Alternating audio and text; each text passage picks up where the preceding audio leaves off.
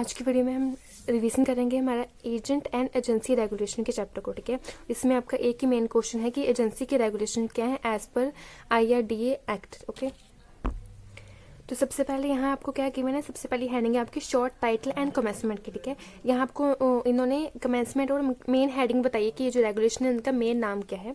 तो this regulation कहते हैं may be called insurance regulatory and development authority regulation 2000 and insurance regulatory and development authority regulation 2002। ठीक है, तो ये जितनी भी रेगुलेशन उनके एक्ट क्या है, एक है 2000 एक्ट और एक है 2002। ठीक है, उसके बाद है आपका सेकंड पॉइंट डेफिनेशंस का। यहाँ आपको सिंपल कुछ वर्ड्स की डेफिनेशन गिवन, जैसे कि डेजिग्नेटेड पर्सन है, कॉर्पोरेट एजेंट है, कॉम्पोजिट कॉर्पोरेट एजेंट के। तो ये आप सब अपनी नॉलेज के लिए इसको रीड कर लेना। उसके बाद थर्ड पॉइंट आपका स्टार्ट होता है मेन इशू और रीन्यूअल ऑफ अ लाइसेंस का। तो इशू और रीन्यूअल ऑफ लाइसेंस में सबसे पहला आपका पॉइंट है फॉर्म की, हम किस फॉर्म के हेल्प से कहते हैं अपनी एप्लीकेशन है उसको कहते हैं अप्लाई कर सकते हैं।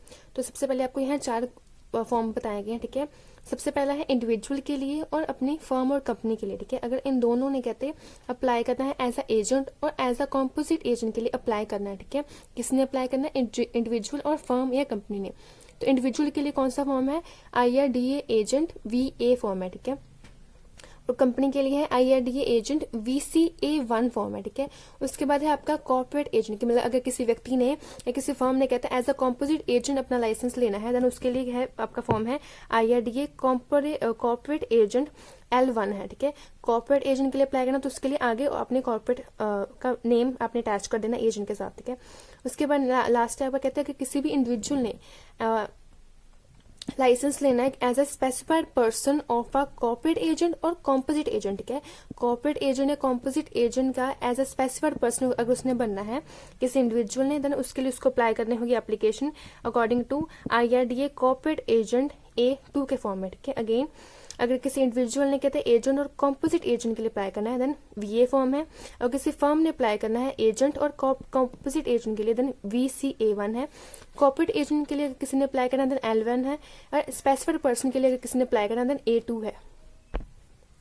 उसके बाद नेक्स्ट है फीस की, कितनी फीस अप्लाई होती है, तो फीस आपको स्पेसिफाई की गई है रेगुलेशन 7। उसके बाद सेकंड पॉइंट है पावर टू इशू और रीन्यूअल ऑफ अ लाइसेंस। ठीक है, तो डेजिग्नेटेड पर्सन जो है उसके पास पावर होती है। ठीक है, उसे कहते हैं जब रिसिप्ट होती है ऑफ एप्लीकेशन, जब उसे एप्लीकेशन मिलती है प्लस उसके साथ कहते हैं फीस का एविडेंस मिलता है, तब कहते हैं आगे जाके वो अपनी प्रोसीडिंग स्टार्ट करता है। तो उसकी प्रोसीडिंग क्या है, सबसे पहले उसने देखना होता है कि वो जो पर्सन है, ठीक है, वो क्वालिफाई है कि नहीं है।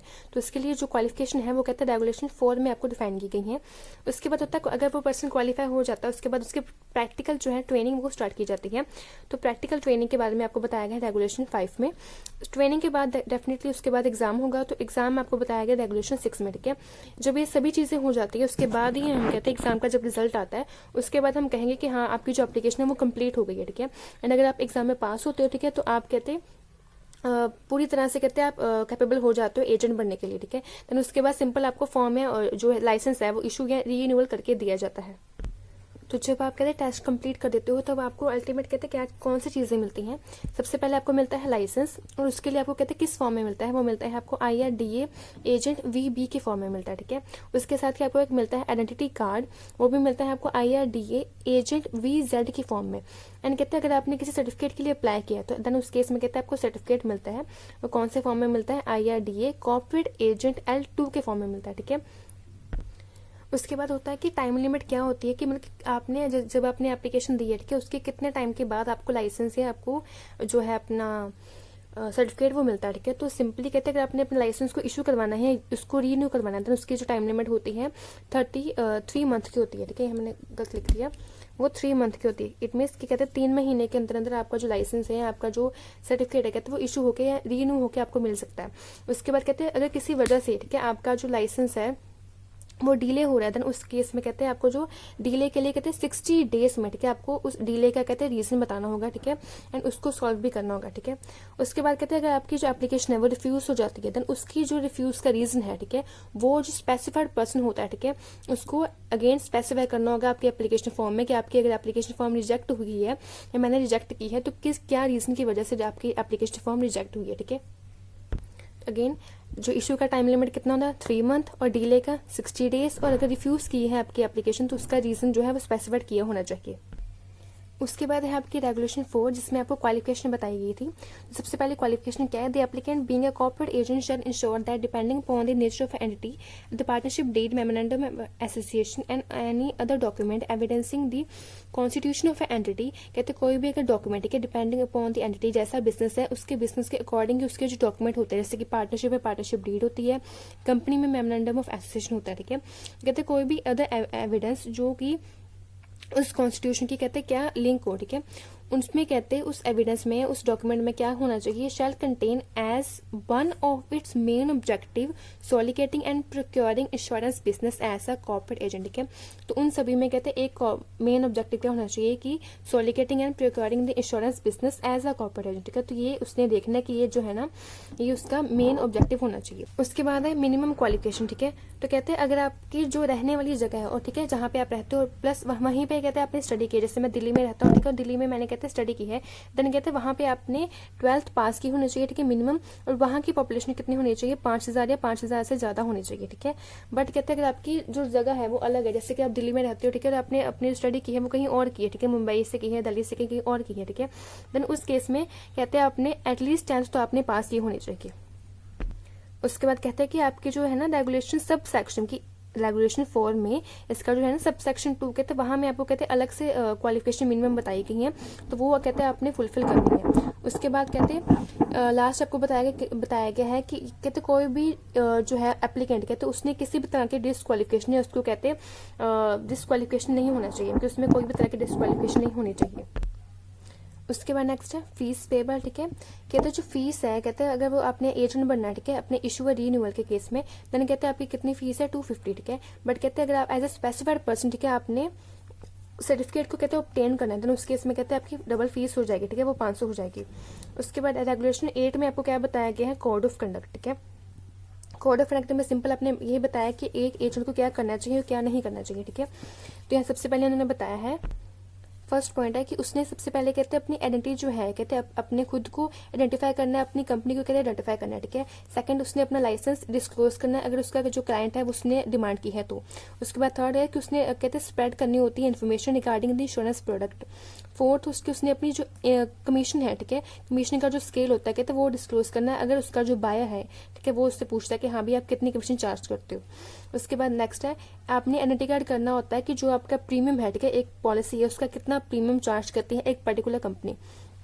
उसके बाद नेक्स्ट कि आपने प्रोस्पेक्टस को एक्सप्लेन करना है, ठीक है, आपने जितनी भी इन्फॉर्मेशन है, ठीक है, जो हमें लगती है प्रपोजल फॉर्म में, ठीक है, वो इन्फॉर्मेशन प्लस जो डॉक्यूमेंट है, ठीक है, जो लगते हैं हमें एज अ प्रपोजल फॉर्म को जमा करवाने में, ठीक है, वो सभी आपने इन्फॉर्मेशन वो सभी अपने डॉक्यूमेंट बताने होते हैं अपने बायर को उन प्रपोजल फॉर्म को फिल करने में, ठीक है, उसे डिपॉजिट करने में आपने उसकी हेल्प भी करनी है। उसके बाद नेक्स्ट है ये कहते हैं आपने bring to notice the insure any adverse habit, कहते हैं अगर आपकी क्लाइंट की कोई एडवर्स हैबिट है, उसकी कोई इनकम की इनकंसिस्टेंसी है, जैसे कि आज उससे प्रॉफिट हुआ कल उससे लॉस हो रहा है, ठीक है, तो ऐसी कोई कहते हैं इनकंसिस्टेंसी है अपने बायर की, तो वो आपने कहते हैं अपने कस्टमर को अपने मतलब की इंश्योरर को, ठीक है, उसकी इंश्योरेंस कंपनी को वो बतानी होती है।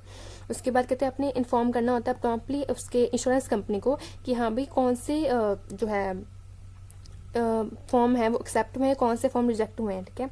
उसके बाद नेक्स्ट है कि आपने जितने भी डॉक्यूमेंट्स है, ठीक है, वो सभी ऑब्टेन करने हैं प्लस उसके साथ ही कहते हैं आपने उन सभी डॉक्यूमेंट्स की कॉपी भी अपने पास रखनी होती है। इन केस हम ऐसे भी कह सकते हैं कि आपने प्रपोजल फॉर्म जो होता है स्टार्टिंग वाला, उस प्रपोजल फॉर्म के लिए कहते हैं सभी डॉक्यूमेंट्स को इकट्ठा करना है, इकट्ठा करके कहते हैं उसको अटैच करके, ठीक है, सीरीज वाइज वो अपने जमा करवाने होते हैं अपने इंश्योरेंस की कंपनी में। उसके बाद नेक्स्ट है कहते हैं अगर आपने उसके बाद इंश्योरेंस अप्लाई तो हो गया, कहते हैं इंश्योरेंस अप्लाई होने के बाद जब क्लेम की बारी आती है, ठीक है, तो क्लेम सेटलमेंट में भी कहते हैं आपने अपनी कस्टमर की हेल्प करनी होती है। लास्ट है कहते हैं अगर कोई भी तरह का चेंज है, चाहे वो चेंज इंश्योरेंस कंपनी में है चाहे वो चेंज कहते हैं अपने बायर में है, ठीक है, तो वो अपने चेंज एक दूसरे को कहते बताना होता है। उसके बाद नेक्स्ट है डोंट कि उसने क्या क्या चीज़ें नहीं करनी चाहिए, ठीक है। सबसे पहली चीज़ है कहते हैं कि उसके पास प्रॉपर लाइसेंस होना चाहिए, ठीक है, मतलब कि उसने कोई भी ऐसा बिजनेस स्टार्ट नहीं करना जो विदाउट लाइसेंस हो, ठीक है। सेकंड चीज़ है कहते हैं कोई भी मटेरियल इन्फॉर्मेशन कोई भी मेन इन्फॉर्मेशन है, ठीक है, रिगार्डिंग कंपनी या रिगार्डिंग कस्टमर वो उसने ओमिट नहीं करना। उसके बाद नेक्स्ट कहते हैं कोई भी तरह की रॉन्ग इन्फॉर्मेशन प्रोस्पेक्टस फॉर्म में, ठीक है, अटैच नहीं करनी, कोई भी रूडली बिहेव नहीं करना, ठीक है, कोई भी ऐसा कहते हैं जो डिफरेंस रेट है, ठीक है, जो कि पॉलिसी में बिल्कुल है नहीं, कहते वो एक्स्ट्रा रेट का कोई भी चार्ज नहीं करना, ठीक है। अपने कहते पॉलिसी होल्डर को कोई भी तरह का फोर्स नहीं करना कि वो पहले वाली पॉलिसी को छोड़े और नवी वाली पॉलिसी को कहते अप्लाई करे। और उसके बाद मेन जो है चीज़ वो क्या है, कहते हैं कि वो जो इंश्योरेंस एजेंट है, कहते हैं वो किसी भी कंपनी का एज अ डायरेक्टर, ठीक है, नहीं होना चाहिए। मतलब कि एक कंपनी का डायरेक्टर और एक कंपनी का एजेंट कभी भी सेम नहीं हो सकता, ठीक है। उसके बाद आती है आपकी रेगुलेशन 9, जिसमें आपको बताया गया है कैंसिलेशन की कौन सी रीजन की वजह से कहते हैं आपके सर्टिफिकेट है जो आपका लाइसेंस है वो कैंसिल हो सकता है। इन शॉर्ट हम इसे ऐसे भी कह सकते हैं कि डिस्क्वालिफिकेशन क्या है। सबसे पहले डिस्क्वालिफिकेशन क्या है, माइनर है। सेकंड, अनसाउंड माइंड का नहीं होना चाहिए, ठीक है। थर्ड है उसके पास कहते कोई भी क्रिमिनल मिस एप्रोप्रिएशन नहीं होनी चाहिए, कि वो किसी भी तरह कहते हैं जेल में नहीं जाना चाहिए, ठीक है। उसके बाद कहते हैं कोई भी तरह का फ्रॉड उसने कमिट ना किया हो, ठीक है। कोई भी तरह की डिसऑनेस्टी, मिस एप्रोप्रिएशन ना होनी चाहिए उसके द्वारा से। उसके बाद है रेगुलेशन 10, इसमें सिंपल आपको क्या बताया गया, डुप्लीकेट, कि आप अपने कहते हैं डुप्लीकेट लाइसेंस बनवा सकते हो कि नहीं बनवा सकते। तो कहते हैं यस आप डुप्लीकेट बनवा सकते हो, ठीक है, बट उसकी फीस कितनी है, 50 रुपीज़ उसकी फीस है। उसके बाद आपका रेगुलेशन 10, इसमें सबसे पहले आपको बताया गया कि रीन्यूअल ऑफ लाइसेंस की रीन्यूअल हमें कब करवाना चाहिए, ठीक है, उसकी डेट क्या, ये सभी चीज़ें, ठीक है। तो सबसे पहले पॉइंट में आपको ये बताया कहता है कि अगर कोई भी लाइसेंस है, ठीक है, वो कहते हैं 3 साल के लिए वैलिड होता है, ठीक है। कोई भी सर्टिफिकेट है तो सर्टिफिकेट भी कहते हैं 3 साल के लिए ही वैलिड होता है। एंड कहते हैं जब वो खत्म होने वाला होता है, ठीक है, जब उसकी एंडिंग डेट होती है, तो कहते हैं उसके 30 दिन पहले क्या आपने उसके रीन्यूअल का फॉर्म है उसको फिल करना होता है, ठीक है। उसके साथ ही कहते हैं अगर आपने एडिशनल फीस भी आपको देनी होती है, अगर कहते हैं आपका जो सर्कमस्टांसेस है, ठीक है, वो कहते हैं सबसेक्शन 3 ऑफ 42 सेक्शन जो है ना, मतलब कि सेक्शन 42 में, ठीक है, जो सबसेक्शन 3 है, ठीक है, उसमें जो आपको कुछ केस की मैंने अगर उस केस में कहते हैं आप आते हैं, देन उस केस में कहते हैं आपको एडिशनल फीस देनी होगी जो होती है 100। उसके बाद क्या कहते हैं अगर आपके एप्लीकेंट जो है कहते हैं उसने कहते 30 दिन के बाद में कि उसने उसका जो पहले वाला लाइसेंस है, ठीक है, वो एकदम ही खत्म हो चुका है, ठीक है, और उसके खत्म होने से पहले, ठीक है, उसने न्यू अप्लाई नहीं किया, देन उस केस में कहते हैं क्या होगा, कहते हैं आप अपनी लेट अप्लाई तो कर सकते हो, बट उसके साथ ही कहते हैं आपको एडिशनल फीस देनी होगी जिसकी फीस होती है 750 फीस, अगर आपने लेट अप्लाई किया है तो। उसके बाद लास्ट पॉइंट में सिंपल ये लिखा कहते हैं अगर कोई भी व्यक्ति चाहे, ठीक है, जैसे कि स्पेसिफाइड पर्सन है, ठीक है, अगर वो खुद चाहता है कि उसने अपना जो सर्टिफिकेट है, ठीक है, उसको सरेंडर करना है, ठीक है, एंड उसने कहीं दूसरी जो लाइन है उसमें शिफ्ट करना है, जैसे कि एज अ स्पेसिफाइड पर्सन उसने एज अ एजेंट अब काम करना है, देन उसके लिए, ठीक है, उसको सबसे पहले अपना जो सर्टिफिकेट है उसको कैंसिल करवाना होगा, ठीक है, एंड अगेन उसको फ्रेश अप्लाई करना होगा अपने एज अ एजेंट के लिए। बट कहते हैं अगर स्पेसिफाइड पर्सन है, ठीक है, कॉर्पोरेट एजेंट का, उसने कहते हैं अपना पॉलिसी नहीं कि उसने सरेंडर नहीं करवानी, ठीक है, उसने अपना जो सर्टिफिकेट है उसको रीन्यू करवाना है, देन उसके लिए मिनिमम कंडीशन क्या है कि उसने कहते हैं 25 घंटे की प्रैक्टिकल ट्रेनिंग, ठीक है, की होनी चाहिए अगर उसने रीन्यूअल ऑफ लाइसेंस करवाना है अपना, ठीक है। एंड अगर हम बात करें अपनी कॉम्पोजिट इंश्योरेंस एजेंट की, देन उसके लिए अगेन वही सेम, अगर आपने उसने रीन्यूअल करवाना अपना सर्टिफिकेट या लाइसेंस तो उसके लिमिट कितनी होती है 50 आवर्स, कि उसने 50 घंटे की ट्रेनिंग की होनी चाहिए एटलीस्ट। उसके बाद आपका रेगुलेशन 13 नॉन एप्लीकेशन, सिंपल कि अगर आपने कहते हैं अप्लाई नहीं किया देन उस केस में क्या होगा, कौन सी प्रोसीडिंग होगी, ये सब। तो यहाँ पे सबसे पहला पॉइंट क्या है, कहते हैं corporate agent who has been issued a corporate agent licence, कहते हैं एक एजेंट जिसको लाइसेंस इशू हो चुका है prior to the commencement of this regulation, इन रेगुलेशन के आने से पहले, ठीक है, तो उसके पास कहते हैं 2 ऑप्शन होती है, ठीक है, पहला या तो उसी लाइसेंस के साथ ही वो कंटिन्यू करे, ठीक है, सेकंड ऑप्शन क्या होती है वो पहले वाले लाइसेंस को, ठीक है, जो कि इशू हुआ था इन रेगुलेशन के आने से पहले, ठीक है, उस रेगुलेशन को उस लाइसेंस को, ठीक है, कैंसिल करवा के एक फ्रेश एक न्यू लाइसेंस अप्लाई करे, ठीक है। उसके बाद है रेगुलेशन 14 मिसलेनियस रेगुलेशन, ठीक है, इसमें सिंपली ये बताया गया था कि एक जो है कॉर्पोरेट एजेंट उसके पास एक रजिस्टर होना चाहिए, ठीक है, जिसमें कहते हैं name, address, telephone number, photograph, ये सभी चीज़ें कहते हैं उसके बिजनेस के साथ लिंक जो चीज़ें होती कहते हैं उसका प्रूफ उसके पास होना चाहिए। तो सिंपल हमने क्या डिस्कस किया था, फर्स्ट पॉइंट में क्या किया था, शॉर्ट टाइटल और कमेंसमेंट, ठीक है, सेकंड में था आपकी डेफिनेशन, थर्ड में था आपका इशू है रीन्यूअल, ठीक है, और उसके बाद आपकी रेगुलेशन स्टार्ट होती हैं, ठीक है, जो कि है रेगुलेशन 4 में क्वालिफिकेशन थी, 7 में फीस था, 8 में कोड ऑफ कंडक्ट, 9 में डिस्क्वालिफिकेशन, ठीक है, 10th में आपको 2 दी थी रेगुलेशंस, एक 10th में थी फर्स्ट वाली में डुप्लीकेशन, सेकंड में थी रीन्यूअल, 13 में नॉन एप्लीकेशन एंड 14 में मिसलेनियस।